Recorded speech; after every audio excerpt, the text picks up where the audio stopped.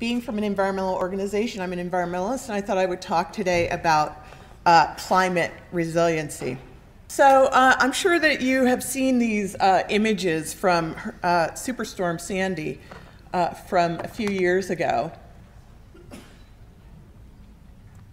And maybe you, well, this one, this is in New Jersey, and this is something that should never happen.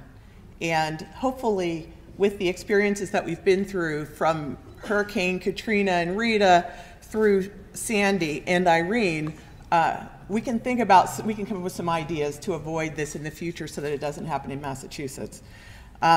Storm surges, sea level rise, flooding, they're going to be with us for generations, and it's important for us now to be preparing for our progeny, our children, our grandchildren, who are going to have to deal with this. Not only will we be experiencing storm surges and extreme flooding and things like that, but we're also going to be experiencing extreme heat. Some of these things we're already experiencing. And so we have these images, but of course we all remember this, last year's big snow. And I learned several important lessons during the big snow. I had a health emergency that started, you'll remember the big snow started basically on Super Bowl Sunday. And I had this nerve problem that got really bad, and I needed to get to the hospital. Do you think about going to the hospital unless you're pregnant or you have something like that? But I had a hard time really thinking clearly and figuring out, A, that I needed to go to the hospital, and B, that how was I going to get there? And at the time, I had a very tiny car, a Fiat 500, and even if I could have dug that car out, there's no way that I would have been able to drive it through the snow. And these are some of the things, health emergencies and things like that, that we need to think about as a society and as a community, and how are we going to deal with this as this continues to happen. And how we function as a society and how we collaborate as a society is going to define what the built environment looks like in the future. In Massachusetts, we're blessed with a really beautiful natural environment, and this is one of them. I think somehow maybe I should have put up a picture of the Charles River, because we do a lot of work on the Charles. But anyway, no matter how prepared that we think we are, we're never prepared enough. So climate change is impacting our natural environment as well as our built environment. For waterfront communities, we're talking about sea level rise of the ocean, of our flooding, our rivers and streams, and inland communities as well. Some of the work that we're working on at CLF contemplates some of those emergencies that we're going to be having. For example, what do you do when you have a petroleum tank farm that's lying at low level in a floodplain? You know, communities like Chelsea and Everett are beginning to think about what's going to happen should sea level rise affect these tank farms and pollute their communities, creating an imminent and substantial endangerment, which is a legal word, and I think that that's all of the legalese that I put in my presentation.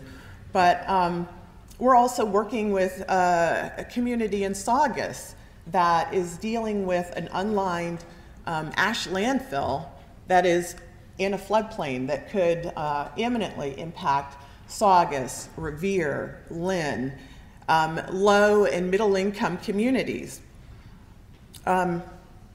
This is also going to affect, well, here's our built environment. And this is right here in Worcester. And when I saw this picture, I looked at how much paved surface there is. Now, in Massachusetts, we're not as bad as some places in terms of impervious surfaces. I was in Houston last year, and I was amazed to see that I couldn't see a patch of green the entire time that I was there. And it's no wondering that we have the severe flooding right now in Texas. What this overpaving does as well, though, is that it creates stormwater runoff. And stormwater runoff have things like petroleum and phosphorus that go into our waterways and our rivers.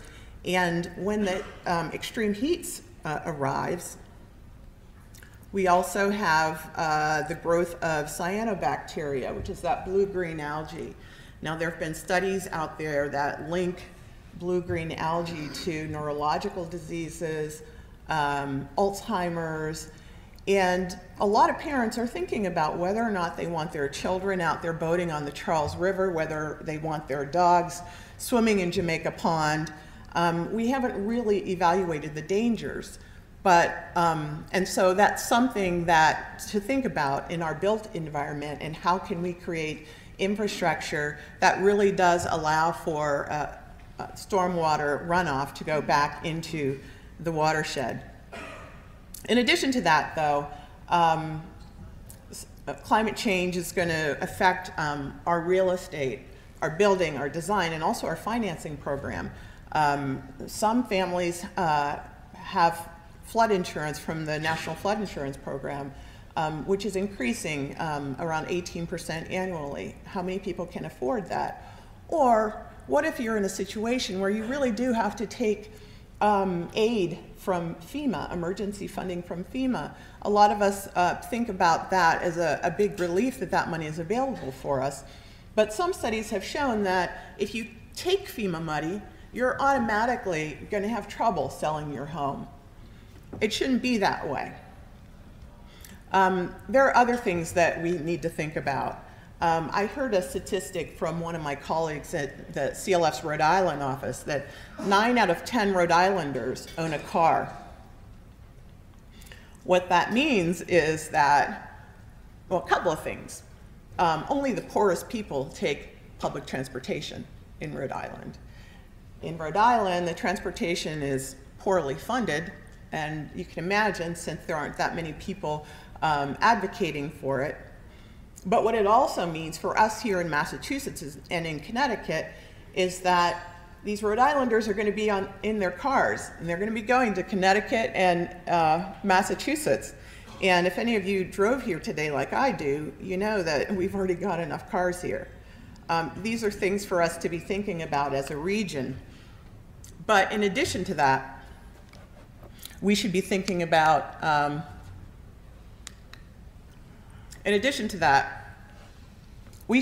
about people who can't afford to have air conditioning.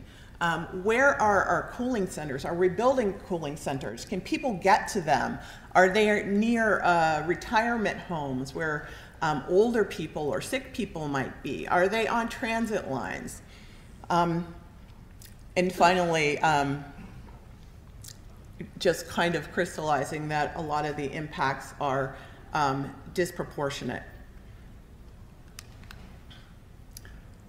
And our economy. I wanted to mention the economy because during the big snow last year, a lot of people couldn't get to work. Some of those people were tea operators, workers who couldn't get to work, which meant that the tea wasn't working. Some of those people were hourly wage workers whose restaurants or stores didn't open up. We really need to think about how climate change is impacting us holistically as an organism, and the economy is a big part of it, and it's something that I think that we can all agree needs to be addressed. So this slide I got from our friends at MAPC. So thank you, MAPC. I thought that this slide really laid out very well how climate mitigation, adaptation, and smart growth fit together. And when I speak of climate mitigation, I mean reducing our carbon footprint, reducing our carbon emissions. You heard Andre mention in introducing me about this big case under the State's Global Warming Solutions Act, where DEP is going to be issuing regulations that reduce our greenhouse gases annually. Those things are climate mitigation. sustainable, affordable transit, renewable energy, energy efficiency, which we're #1 in the country, but we can also do better, particularly in the commercial and industrial sectors. We have an opportunity as new businesses come into Massachusetts, as we inch towards passing our zoning reform legislation. How can we think about climate resiliency and building a state and local communities that can bounce back? How do we incorporate green infrastructure like green rooftops and rain gardens and other stormwater management systems? How do we accurately price climate risk so that insurance is affordable? Smart growth is a big answer to that. Smart growth, sustainable transportation, creative design, limiting growth, building houses up a little bit higher, master planning. But above all, it's important to engage the people who are living it, engage our local communities. I certainly hope to engage in planning processes where I can talk about my own personal experience of trying to get to the hospital. Local communities can look at their 1 mile radius, when you're living in your 1 mile radius that Dan mentioned, to think about things incrementally, to assess their neighborhoods, to define what needs to be done, and to plan and implement. And that's where I think we're going in Massachusetts. It's a very exciting time, particularly if a few pieces of legislation pass in this term: zoning reform, the climate adaptation management plan, which will be a real game changer, and of course the Global Warming Solutions Act regulations. So I wish you a really good day at this conference. I'm looking forward to it, and I know there's some really interesting panels. So thanks for having me this morning.